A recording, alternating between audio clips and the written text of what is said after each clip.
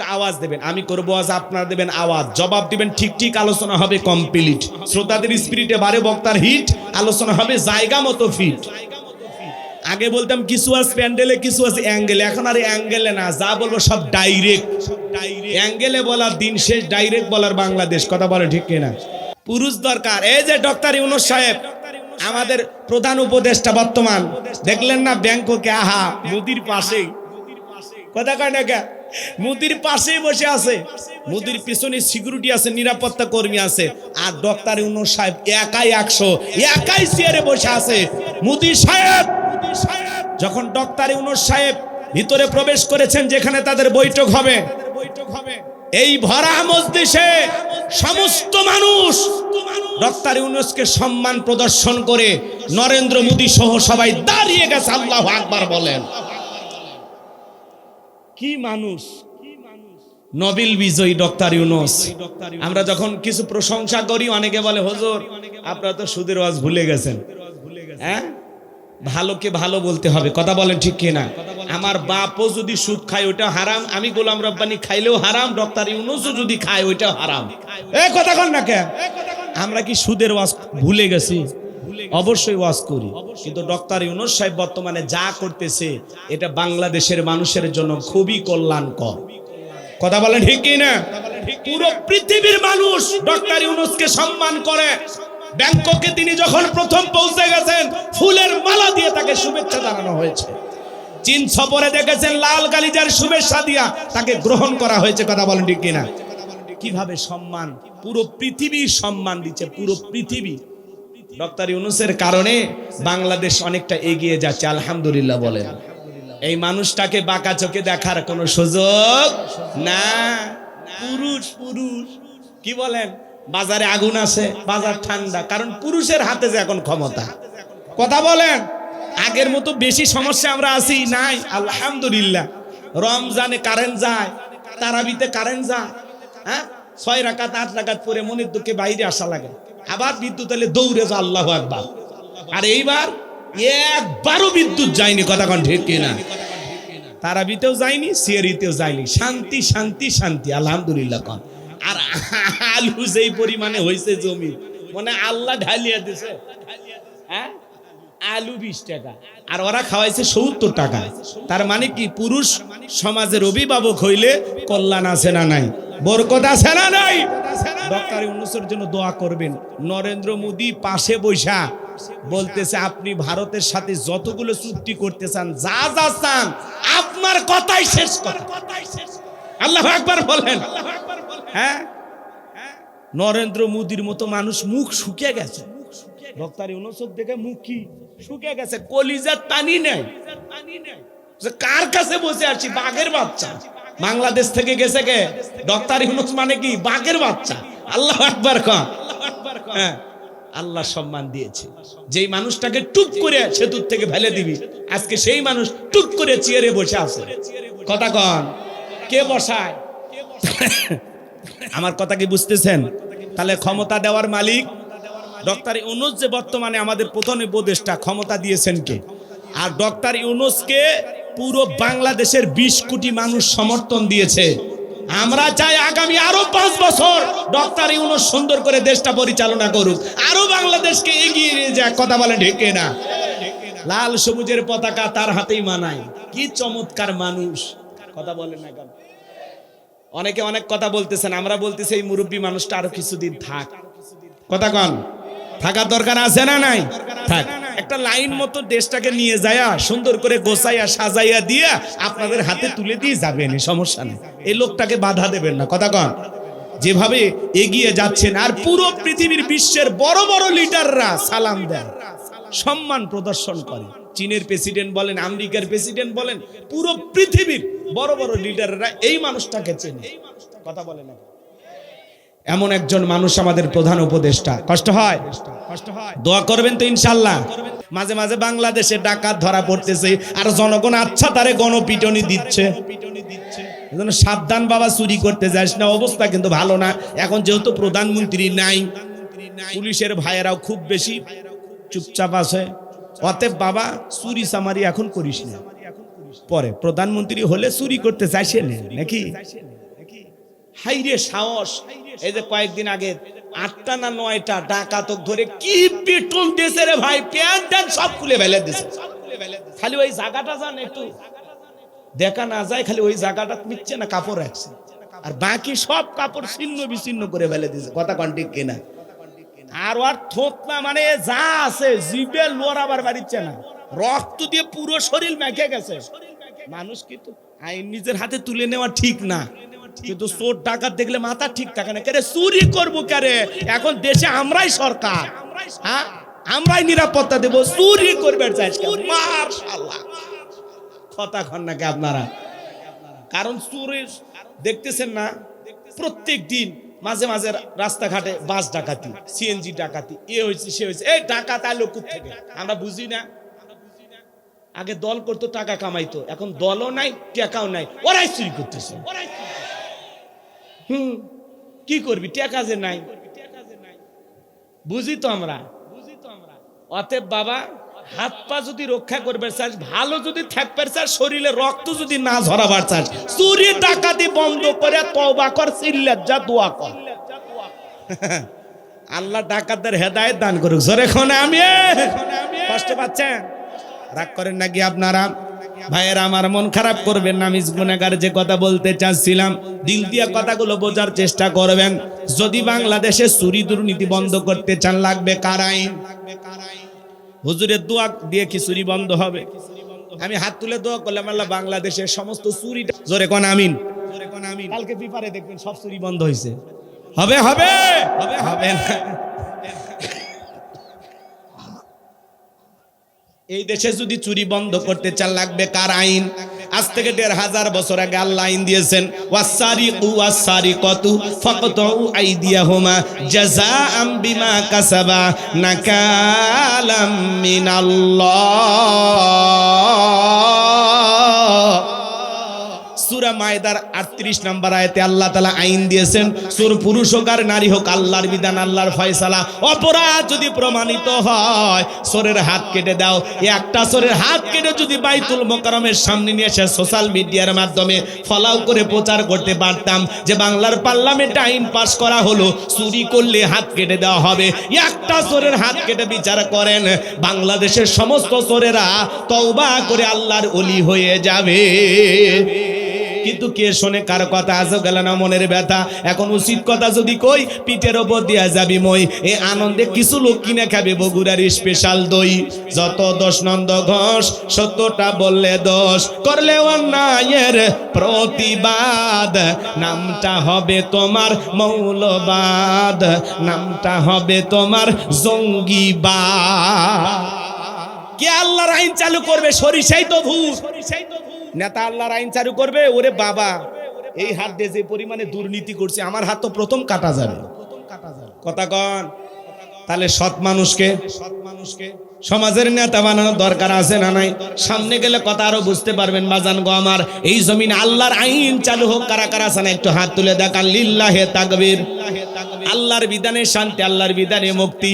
আল্লাহর আইন যতদিন চালু হবে না, লন্ডন আমেরিকার আইন দিয়া, ভারতের পানি পড়া দিয়া 56,000 বর্গ মাইলের 56 ইঞ্চি মাটিতেও কোশ্চিন কানে কোনো নেতা শান্তি প্রতিষ্ঠিত করতে পারবে না।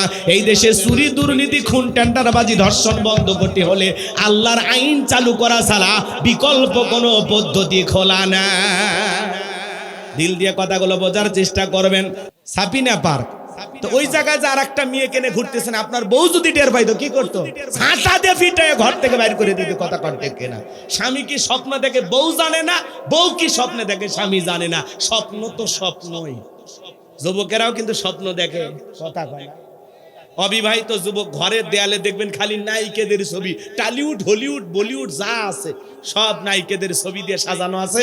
ঘুমানোর আগে নায়িকাদের চেহারার দিকে তাকায় আর বলে, আরে এরকম একটা বউ যদি পাইতাম জীবনটা ধন্য হয়ে যেত।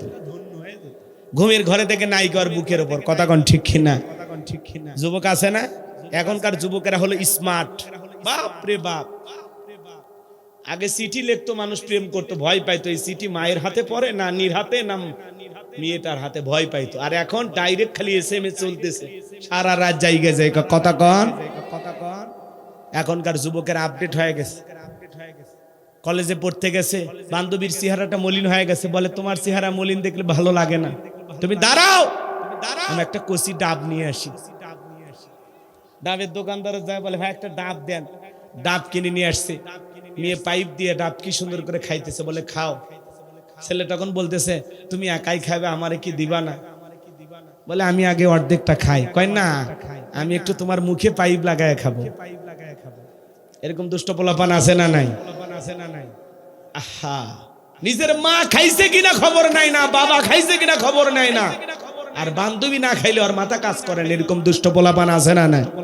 নিজের মা বাবারে কোনোদিন ডাব কিনে খাওয়াইলি না, আর বান্ধবীরে ডাব কিনে খাওয়ায়, ফুসকে কিনে খাওয়ায়, চটপটি কিনে খাওয়ায়। কয় মামা দুইটা চটপটি হবে, ঝাল একটু বেশি হবে। কথা কয় না কে?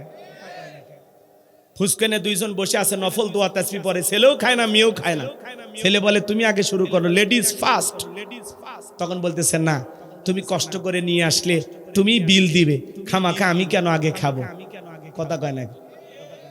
মেয়েরা কি বিল দেয়? ছেলেদের পকেট খালি করে। কথা কন ঠিক কিনা? আর রাগ করতেছেন না? থাক, এগুলো নাই বা বলি, কষ্ট হচ্ছে আপনাদের। এই যুব সমাজ নষ্ট হয়ে গেছে বাজার, এদেরকে একটু পরিবর্তন করা লাগবে। কার ফুসকার বিল দেয়? কার ফুসকার বিল দেয়? এই ফুসকা চটপটি যদি নিজের বউরে খাওয়াইতা, কোন স্বামী যদি তার স্ত্রীর মুখে এক লোকমা খাবার তুলে খাওয়ায়, আল্লাহ রাস্তায় সদকা করলে যে সব, স্বামীর আমলনামায় আল্লাহ তাআলা সেই সব লিখে দেয়। আর আপনি ফুসকানে বসে আছেন বান্ধবীক নিয়ে, মেয়ে বলে তুমি আগে খাও না, কয় আমি আগে না, তুমি আগে খাও। মেয়ে তখন বলতেছে এত কষ্ট করে সময় বের করে আসলাম, যদি তুমি তোমার হাত দিয়ে আমার একটু উঠায় খাওয়াও, তুলে খাওয়াইলে কি যে খুশি হবে। ছেলে কয় কলিজায় লাগছে রে। কথা কয় না কেন?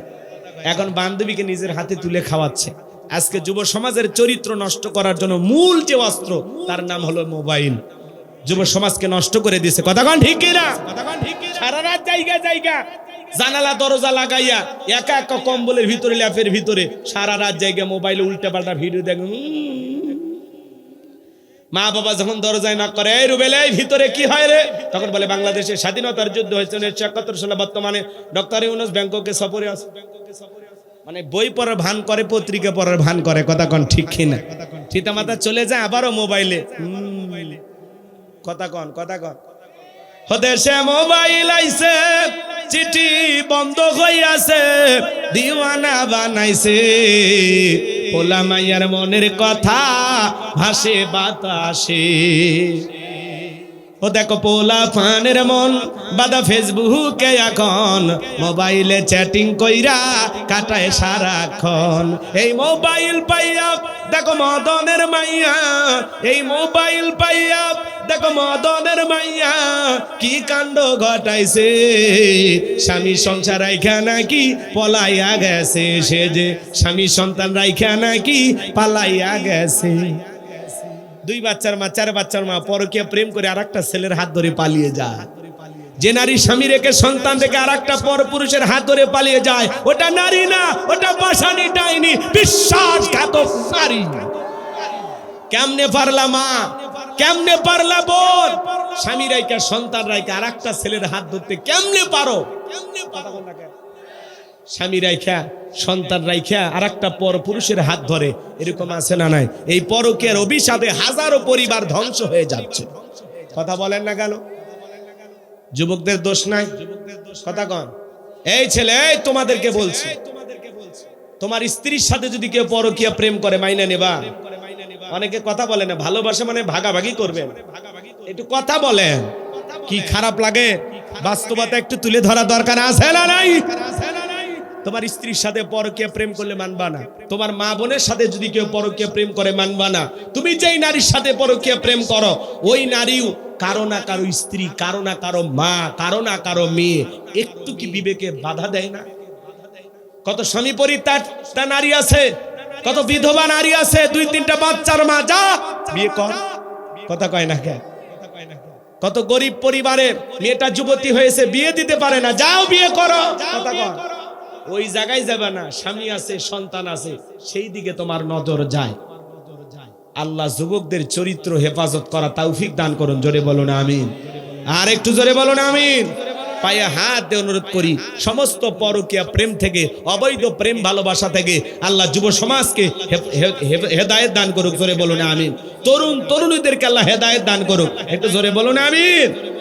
ওদেশে টিকটক আসিয়া সব গেল বাসিয়া, সিদ্দিক সোরা নায়ক হইছে আইডি খুলিয়া, হিরো আলম নায়ক হইছে আইডি খুলিয়া, এই মোবাইলে হাই কি জাদু আছে ভাই, পোলাপান বই যাচ্ছে, পড়ালেখা তুইলা রাখছে সপ্তম আকাশে। এখন আর পড়াশোনা নাই, অটো পাস। কিন্তু যে অটো পাস দেবে সেই মানুষটাই নাই। অতএব আবারও পড়া শুরু করো। কথা কয়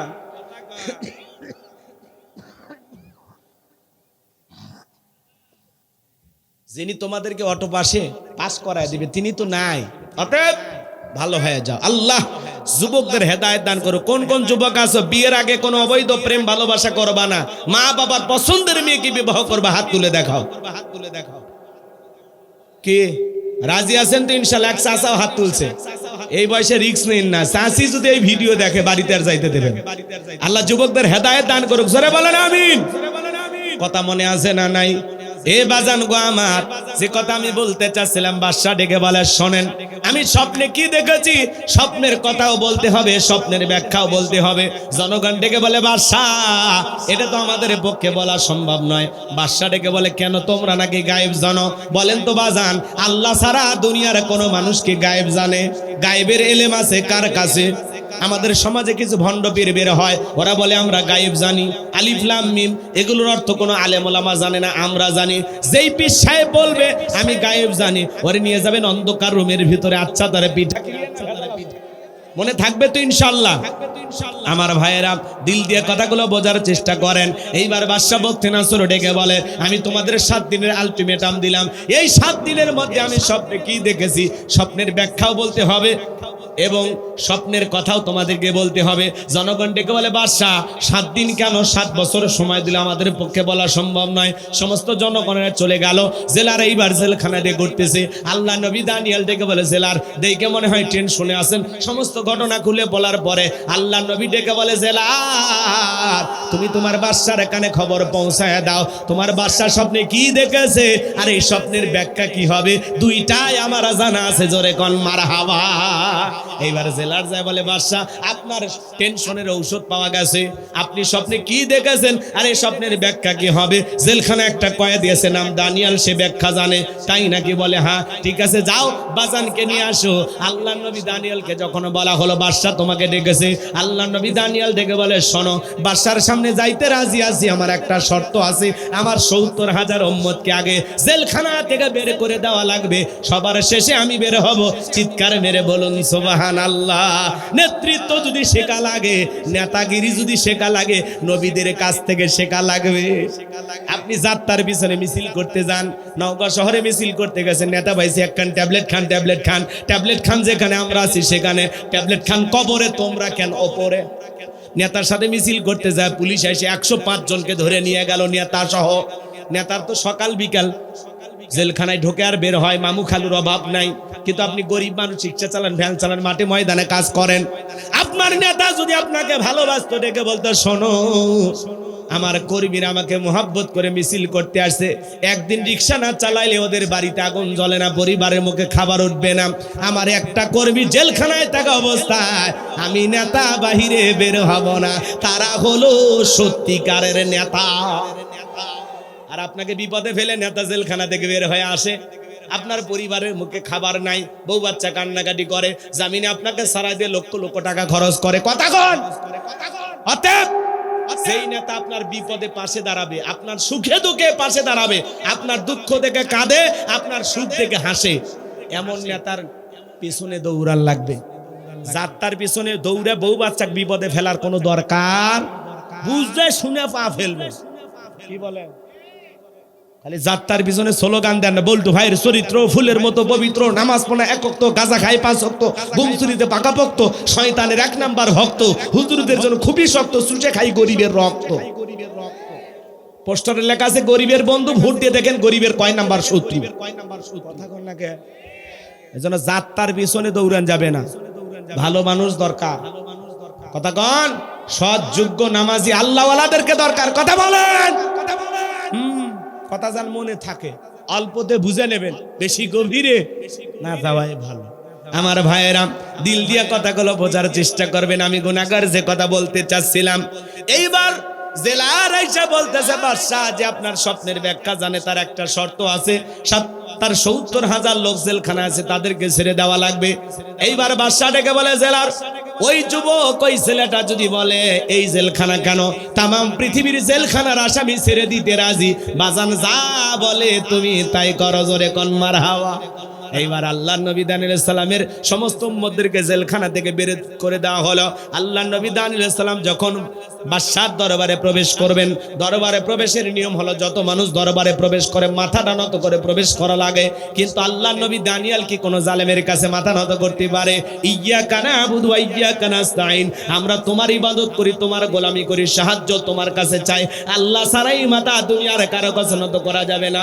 দেহটাকে আঁটোসাঁটো করলেন, মাথাটাকে উঁচু করে সুন্দর করে দরবারে প্রবেশ করলেন।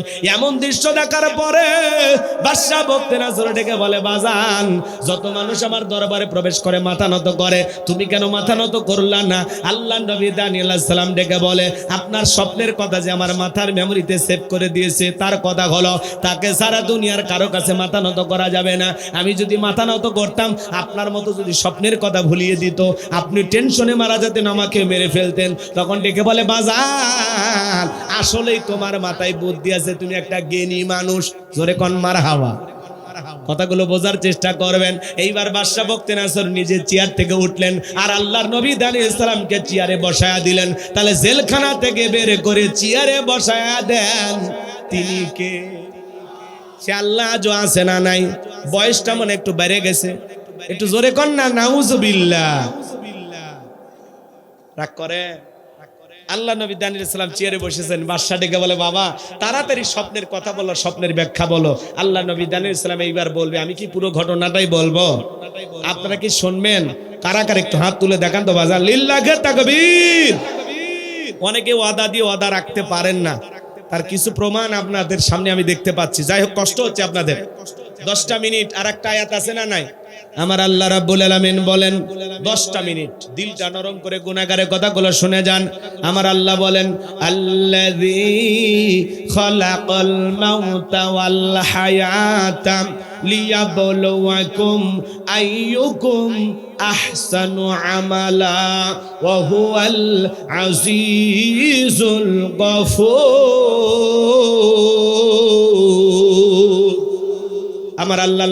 আমার আল্লাহ রাব্বুল আলামিন ডেকে বলেন, আল্লাযী খলাকাল মাউতা ওয়াল হায়াতা, যিনি সৃষ্টি করেছেন মৃত্যু আর জীবন, লিয়াবলুয়াকুম আইয়ুকুম আহসানু আমালা। আমার আল্লাহ ডেকে বলেন, আমি পরীক্ষা করে দেখব আমলের দিক দিয়ে কার আমল কত বেশি উত্তম, কার আমল কত বেশি সুন্দর। আল্লাহ তাআলা মৃত্যু আর জীবনের মাঝামাঝি যে সময়টা আপনাকে আমাকে দিয়েছেন, এই সময়টা আল্লাহ তাআলা আপনাকে আমাকে দিয়েছেন উত্তম আমল করার জন্য। দুনিয়া হলো পরীক্ষা দেওয়ার জায়গা। কি দেওয়ার জায়গা? ফলাফল পাওয়া যাবে কোথায়? আখিরাতে। দুনিয়াতে কোনো ফলাফল নাই। ফলাফল কোন জায়গায়? আর এদিক খেয়াল করেন, আমরা যদি আল্লাহর গোলামি সঠিকভাবে করতে পারি, এই গোলামির বেতন হিসাবে, ফলাফল হিসাবে আল্লাহ তাআলা আপনাকে আমাকে দেবেন জান্নাত। বলুন সুবহানাল্লাহ। দিল দিয়ে কথাগুলো বুঝবেন, অন্তরটা একটু নরম করেন। আয়াতের শুরুতে আল্লাহ কি বলেন? আল্লাযী খলাকাল মাউতা ওয়াল হায়াতা, যিনি সৃষ্টি করেছেন মৃত্যু আর জীবন। সর্বপ্রথম আল্লাহ তাআলা মৃত্যুর কথা কেন বললেন? বাজান গমার, পৃথিবীর যত ক্ষমতাধর নেতা হোক, বলেন তো মৃতকে জীবিত করার ক্ষমতা কোন নেতার আছে? যারা শহীদ আবু সাঈদের বুকে গুলি চালিয়েছিল, যেই নেতারা বড় বড় কথা বলেছিল, একটা শহীদ আবু সাঈদকে ফিরে দেওয়ার ক্ষমতা কারো আছে? জোরে বলেন আছে? ভাইরা আমার, দিল দিয়া কথাগুলো বোঝার চেষ্টা করবেন। আমি যে কথা আপনাদের উদ্দেশ্যে বলতে চাই, গভীর মনোযোগ দিবেন। আল্লাযী খলাকাল মাউতা ওয়াল হায়াতা, যিনি সৃষ্টি করেছেন মৃত্যু আর জীবন। সর্বপ্রথম আল্লাহ তাআলা মৃত্যুর কথা কেন বলেন? বাজান, এই দুনিয়াতে আসার একটা সিরিয়াল আছে, যাওয়ার কিন্তু কোনো সিরিয়াল নাই।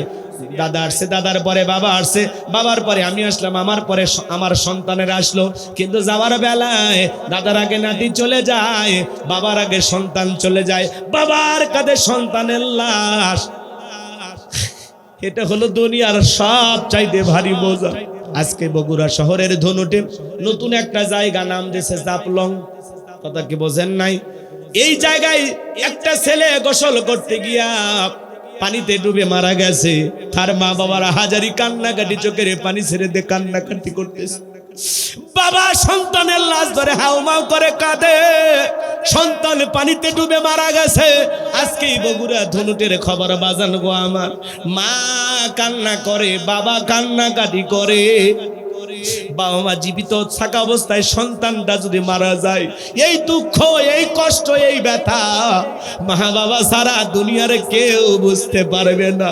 সন্তানের কাঁধে লাশ, বাবার কাঁধে সন্তানের লাশ, এটা দুনিয়ার সব চাইতে ভারী বোঝাই বহন করা যায় না। একটা সন্তান দুনিয়াতে আসবে 9 মাস 10 মাস আগে খবর পাওয়া যায়, কিন্তু একটা মানুষ দুনিয়ার থেকে মৃত্যুবরণ করবে 9 সেকেন্ড আগেও জানে না কার কখন মৃত্যু হবে। কুল্লু নাফসিন যায়িকাতুল মাউত, প্রত্যেক প্রাণীকেই মৃত্যুর স্বাদ গ্রহণ করা লাগবে। দুনিয়া থাকার জায়গা না, সবাইকে বিদায় নিয়ে চলে যাওয়া লাগবে। মৃত্যুর স্বাদ হলো 2 প্রকারের, মিষ্টি খাইলে মিঠা লাগে, নিম পাতা খাইলে যেমন তিতা লাগে।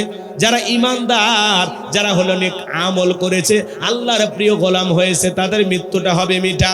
মায়ের কোলে দুধ পান করতে করতে শিশুটা যেমন ঘুমের মধ্যে চলে যায়, যারা ইমানদার তারা তেমনি ভাবে দুনিয়ার থেকে বিদায় নেবে, টেরও পাবে না। বলুন সুবহানাল্লাহ। কিন্তু যারা আল্লাহর অবাধ্য গোলাম, নাফরমান বেঈমান, এদের মৃত্যুর যন্ত্রণা বড় ভয়ঙ্কর। পা থেকে মাথা পর্যন্ত রুহটা ছুটাছুটি করবে। দেখেন না, চোখগুলো বড় বড় করে পেশাব পায়খানা করে দেয়, গালি দিতে দিতে মারা যায় কত মানুষ। মৃত্যুর স্বাদ গ্রহণ করে দেখে মনে হয় আহারে কি ভয়ঙ্কর ভাবে বিদায় নিতেছে। এ বাজার, আজ হোক কাল হোক আপনাকে আমাকে মৃত্যুবরণ করতে হবে, দুনিয়া থাকার জায়গা না। হে যুবক, আল্লাহ তাআলা বলেন আইনামা তাকুনু ইদরিকুমুল মাউতু ওয়ালাউ কুনতুম ফি বুরুজিম মুশাইয়াদা। সূরা নিসার ৭৮ নম্বর আয়াত। আল্লাহ ডেকে বলেন, যেখানে থাকো, যে অবস্থায় থাকো, মৃত্যু তোমাদেরকে ধরবেই। মৃত্যু থেকে পালানোর কোনো রাস্তা খোলা নাই। আল্লাহ নবী ইদ্রিস আলাইহিস সালামকে জিজ্ঞাসা করা হয়েছিল, ও আল্লাহ নবী ইদ্রিস, মৃত্যুর যন্ত্রণা আপনার কাছে কেমন মনে হয়েছে? আল্লাহর নবী ইদ্রিস আলাইহিস সালাম ডেকে বলেন, জ্যান্ত ছাগলের গা থেকে চামড়া খসাইলে ছাগলের যেমন কষ্ট হয়, মৃত্যুর যন্ত্রণা আমার কাছে তেমনি কষ্টকর মনে হয়েছে। আমার ভাইরা, মৃত্যুর যন্ত্রণা কত ভয়ঙ্কর, কত কঠিন। বিশ্ব নবীর ইন্তেকালের সময় ফাতেমা চোখের পানি ছেড়ে দিয়ে কান্না করেন। নবী আমার ডেকে বলে, মা ফাতেমা, তোমার চোখের পানি আমার সহ্য হয় না মা, তোমার কানটা আমার মুখের কাছে লাগায়া দাও। নবীজি ফিস ফিস করে কি যেন বললেন, হযরতে ফাতেমার কান্না বন্ধ হয়ে গেল। আম্মা জান আয়েশা জিজ্ঞাসা করেন, আমার মেয়ে ফাতেমা, তোমার আব্বা জানি কি এমন বলেছে মা, যার কারণে তোমার কান্না বন্ধ হয়ে গেল? হযরতে ফাতেমা ডেকে বলেন, আম্মা জান, আমার বাবা বলেছেন, বাবার ইন্তিকালের পরে সর্বপ্রথম বাবার সাথে আমার সাক্ষাৎ হবে। জিবরাইল আসলেন, নবীকে সালাম দিলেন, আসসালামু আলাইকুম ইয়া রাসূলুল্লাহ, ইয়া হাবিবাল্লাহ। আল্লাহ তাআলা আপনার শরীরের অবস্থা জানতে চেয়েছেন। আল্লাহ জানার পরেও জানতে চায়। নবী আমার ডেকে বলে, জিবরাইল, আগের চাইতে অনেকটা ভালো আছি আলহামদুলিল্লাহ। কিছুক্ষণ পরে আসমান থেকে জিবরাইল আবার আসলেন, ডেকে বলে, নবী গো, আসমান থেকে আজকে আমি একা আসি নাই, আর একজন ফেরেশতা এসেছেন, যার নাম হলো মালাকুল মউত। আপনার অনুমতির অপেক্ষায় দাঁড়িয়ে আছেন। নবী আমার অনুমতি দিলেন, মালাকুল মউত ভিতরে প্রবেশ করলেন, নবীকে সালাম দিলেন, ডেকে বলেন, নবী গো, আপনি যদি অনুমতি দেন তাহলে আপনার রূহটা বের করব, আর আপনি যদি অনুমতি না দেন তাহলে আমি ফেরত চলে যাব। আমার আল্লাহ ডেকে বলেছেন, যতদিন আমার বন্ধুর মনে চায় ততদিন আমার বন্ধু দুনিয়ার জমিনে থাকবে। ও নবী, আপনি যদি অনুমতি দেন তাহলে আপনার রূহটা আমি বের করব। বিশ্ব নবী ডেকে বলে, মালাকুল মউত আর কি কোনোদিন আসবা না? বলে, আবারও আসবো, যেদিন আল্লাহ তাআলা আমাকে পাঠাবেন। নবী আমার ডেকে বলে, মালাকুল মউত আর আসতে হবে না, তুমি তোমার দায়িত্ব পালন করতে পারো। এইবার নবীর রূহটা বের করার জন্য যখন মালাকুল মউত বুকের উপরে 2টা হাত রেখে দিয়েছেন, নবী আমার ডেকে বলে মালাকুল মউত রে, আর সহ্য করতে পারি না, তাড়াতাড়ি আমার বুকের উপর থেকে হাতটা সরায়া দাও। নবী চোখের পানি ছেড়ে দিয়ে কান্না করেন আর ডেকে বলেন, এই যদি হয় মৃত্যুর যন্ত্রণা, আমার উম্মতেরা সহ্য করতে পারবে না। মালাকুল মউত ডেকে বলে, নবী বিশ্বাস করেন, এই পৃথিবীর সবচাইতে কম কষ্ট দিয়া আপনার রূহটা আমি বের করার চেষ্টা করতেছি। আমার আল্লাহ বারবার বলেছেন, মালাকুল মউত রে, আজকে এমন একজন মানুষের কাছে যাবি, আমি আল্লাহ যারে বড় বেশি ভালোবাসি, খবরদার মালাকুল মউত বেয়াদবি যেন না হয়। বিশ্বাস করেন গো নবী, আপনার রূহটা বের করার জন্য আমি পৃথিবীর সবচাইতে বেশি সতর্কতা অবলম্বন করে আপনার রূহটা বের করার জন্য আমি চেষ্টা করতেছি। দ্বিতীয়বার যখন হাতটা রেখে দিলেন, নবী আমার চোখের পানি ছেড়ে দিয়ে কাঁদেন আর ডেকে বলেন, মালাকুল মউত আর সহ্য করতে পারি না, হাতটা সরায় না। এই যদি হয় মৃত্যুর যন্ত্রণা, আমার উম্মতেরা সহ্য করতে পারবে না। মৃত্যুর আগে উম্মতের কথা বলে না, বলুন সুবহানাল্লাহ। ডেকে বলে, মালাকুল মউত আমারে ওয়াদা দাও, আমার উম্মতের রূহটা বের করার সময় কষ্ট দিবা না। ডেকে বলে, নবী আপনার উম্মতের মধ্যে যারা আপনার আদর্শ মোতাবেক চলবে, ও নবী আল্লাহর বিধান মোতাবেক চলবে, যারা হবে নেককার মুমিন মুত্তাকি, কথা দিলাম গো নবী, তাদের রূহটা বের করার সময় ইহসান করব, তাদের কম কষ্ট দিয়ে আমি রূহটা বের করার চেষ্টা করব।